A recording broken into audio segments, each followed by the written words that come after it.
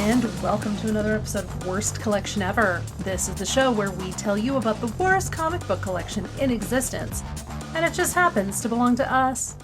I'm Jen, and I'm here by myself today because Shawn has things to do. Normally when this happens, it's Shawn reading something from like Marvel's Book of the Dead or whatever, but now you're stuck with me, and I'm not going to read anything from the Book of the Dead. What I'm going to do, very quickly, because we're going to keep this short today, is I'm just going to talk about some books that I've been reading. Because I think I mentioned a couple episodes ago that I have recently subscribed to the DC Infinite app.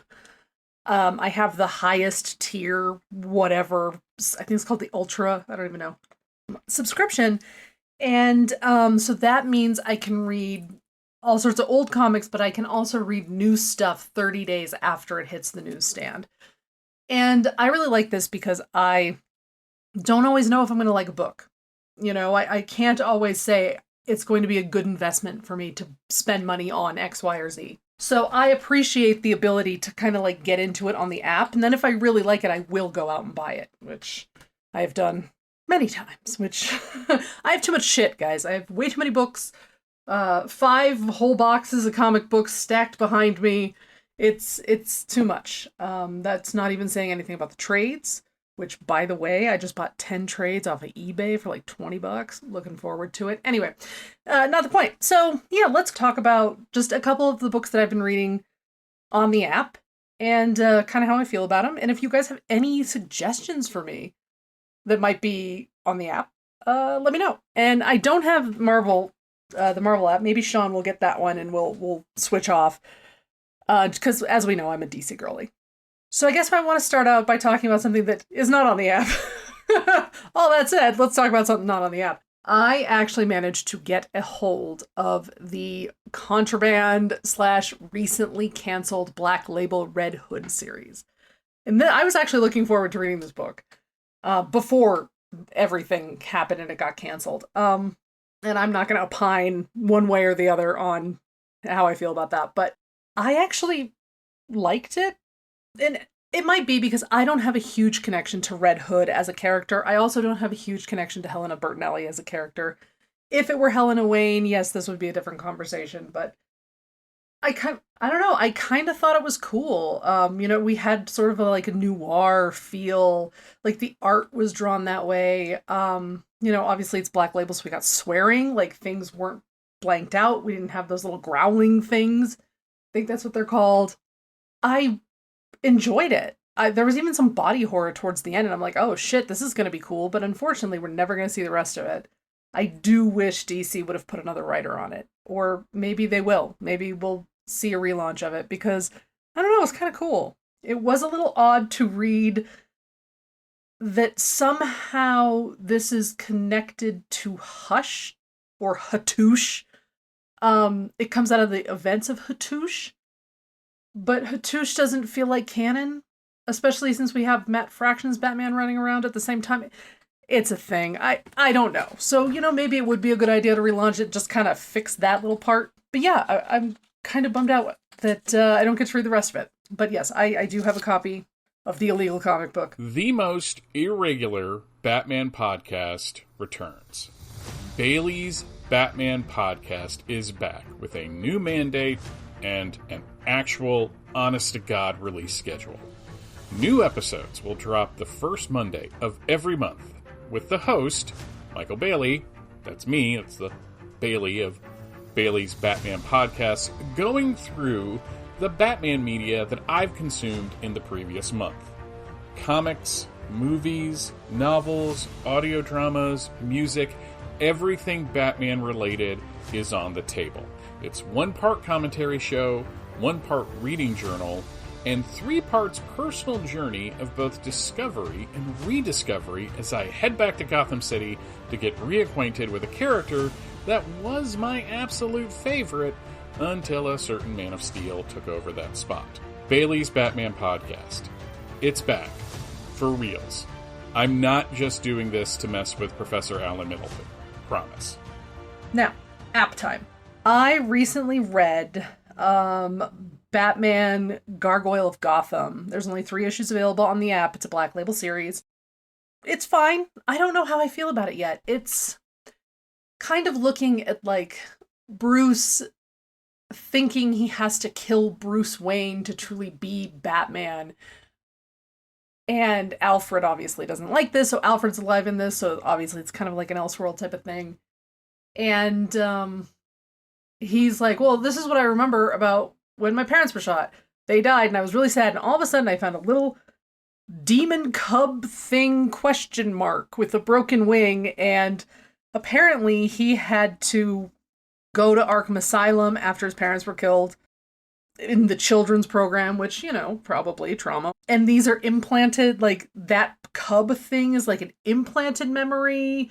So there's like a guy activating all of these kids who are in this program, and Bruce is one of these kids. And then there's also, at the same time, there's like this thing going on where there's this woman talking about, like, you know, inequity and how billionaires shouldn't exist, right? You can let her cook. But then, like, Bruce, like, rolls up in his fucking limo, and she's like, do you have any comments? He's just like, shut up, brat. And you're like, well, that's weird. So yeah, I'm not sure how I feel about it yet. I will continue to read it, because, you know, it's on the app. This isn't something I'm going to run out and buy anytime soon. We'll see what happens when it wraps up. But right now it's kind of weird, and I do have to say the art's a little odd. It's almost like a Fritz the Cat-esque. There's a lot of that going on, and I think maybe because of, like, the first villain was really involved in that sort of, like, cartoony stuff, like, he was really into it. But it's still weird. I'm not a huge fan of it. But I will say it's like one of those things where it's like, cartoony, oh, here's Bruce, and he's fucking shredded like no one's ever seen. And you're like, what? And then cartoony, like, this is the weirdest thing I've ever seen. It's written and drawn by the same person, and unfortunately I don't have it in front of me, so. But I don't know, maybe you'll like it, and if you do, let me know. I'd love to hear about it. So something else that I've been reading, and I only have access to one issue, is the Black Label Superman, the Kryptonite Spectrum. And this is a book about how out in space, Superman discovers different colors of kryptonite. I think there's like cobalt and purple, and there's like a rainbow, and there's like two others there. It's another book where I don't love the art, but I am interested in what's going on, because right now, at least this first issue, I don't know why it's a Black Label.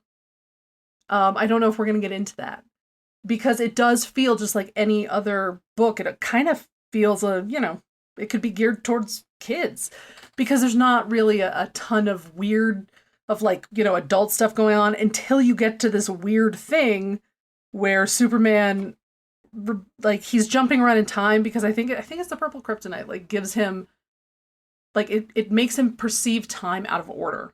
So that's what it does to him. And so he's, of course he calls his best friend Batman. Batman's going to help him experiment on himself.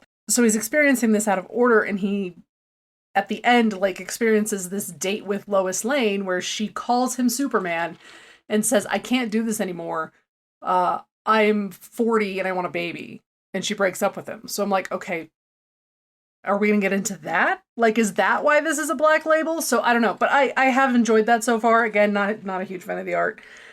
But yeah, I think the book's really cool so far. Again, first issue, don't know. But yeah, looking forward to the rest of that. Something else I've read was Gotham City Sirens Unfit for Orbit.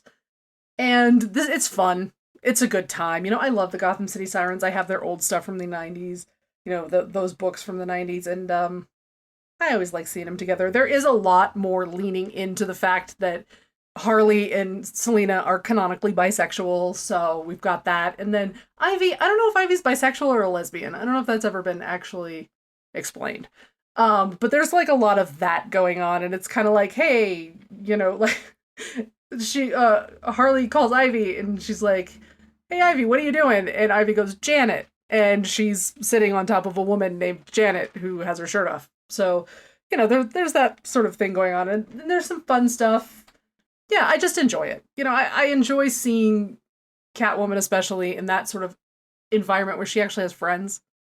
It's nice when she has friends, and she's just not, like, you know, sad and wandering around. So yeah, it's fun. It's very brightly colored. The art's kind of fun. They deal with Despero, I think, and it's a good time. But I've only read the first 5 issues. Probably something I would get in trade. Enjoying it so far. Something else that I got into, which I've always wanted to read and I never picked it up, was Batman Dark Patterns. And this is kind of like a Legends of the Dark Knight-esque thing where we're looking at like cases Batman tackled at like the beginning of his career. It's cool. I do like the art in this. I also like just the layout of it. It's not just a typical grid. There's something to be said about the way the panels aren't square. So it's cool. I think it's really interesting. There is some body horror shit going on in this. Like in the first arc that we have a guy who's literally just covered in nails. Like he's nailed them all through his body. It's disgusting. And then in, I don't know if it's the second one or the third, like there's a guy who is talking about how, oh, you know, this Red Hood gang used to melt people in acid, and Bruce is like, yeah, well, that corpse was old. And he starts like describing what happens. And as it's happening, these people are literally seeing his head melt and the flesh melt off of it, like through his cowl. Oh, gross, but very cool. Yeah, so I've really enjoyed Batman Dark Patterns. This is probably one of those ones that I'd get in trade in the future. And then I've started to catch up on Absolute Green Lantern. I'm three issues in right now. You know, we did the first one on this show a while back. I really enjoyed the first one. 3 issues in, and I'm not really sure what's going on yet. That might be a problem. So I'll read what's left. We'll see how it goes. But yeah, there's a couple of questions. I might actually check out Absolute Martian Manhunter because I guess that's coming to an end. I'm not sure if that was just like too weird. We'll see how that is. And speaking of the Absolute universe, obviously I'm still reading Absolute Batman, Absolute Wonder Woman, Absolute Superman, to the point where I've actually even pre-ordered the trades that aren't coming out until February of 2026. And I did pre-order Absolute Batman 13 because my girl, Catwoman, Selena, is on the cover. So, of course, she's coming back. I have to read it. I have to own it. So then something else I'm checking out on the app, probably the last thing I'm going to talk about. I actually checked out some of the Batman and Robin series and the current ongoing. Everyone knows I hate Damian Wayne. I've never been able to like forgive him for being such a little shit when he appeared. That's probably a lot to do with my own personal childhood trauma and having a mother who is so strict that had I acted that way, I would have been backhanded into the next state.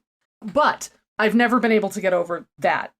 It just turned me right off. And I know he's been around for like a decade at this point, but I still can't get over it. But I'm trying. I'm trying to be more forgiving. So I did check out like the last arc, that Memento arc, where it's like this weird ghost demon dude who's like, I don't know, making them relive every horrible moment that ever happened in Gotham. It's very strange. And then he's trying to kill Damian, but maybe he's trying to kill Bruce, but we don't really know. And anyway, I actually really enjoyed that arc. I thought it was very interesting. I thought it was fun. I liked the idea of a Gotham on top of another Gotham, like that this people just built the city on top of the other city, and there's a couple cities in the world like that. So I was like, oh, this is neat.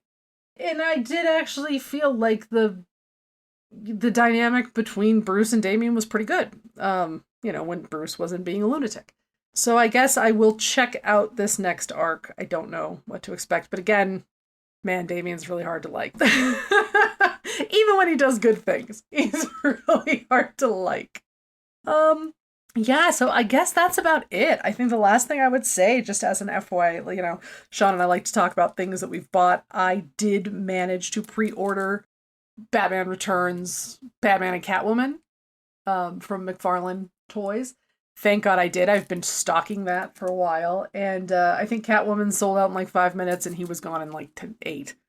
So thank God, one day I will have them if they ever ship, because God only knows. I don't know, supply chain, whatever. Next week, I think we're going to be back talking some Halloween shit. I think we're going to do some Superman, Batman, zombie type thing next week, so that I'm looking forward to that. Yeah, that's about it. So, you know, check us out on our socials, email us, worstcollectionever@gmail.com. Yeah, and let me know if there's something cool in the app that I need to check out. Thanks for listening, and we'll talk to you again next time. Bye!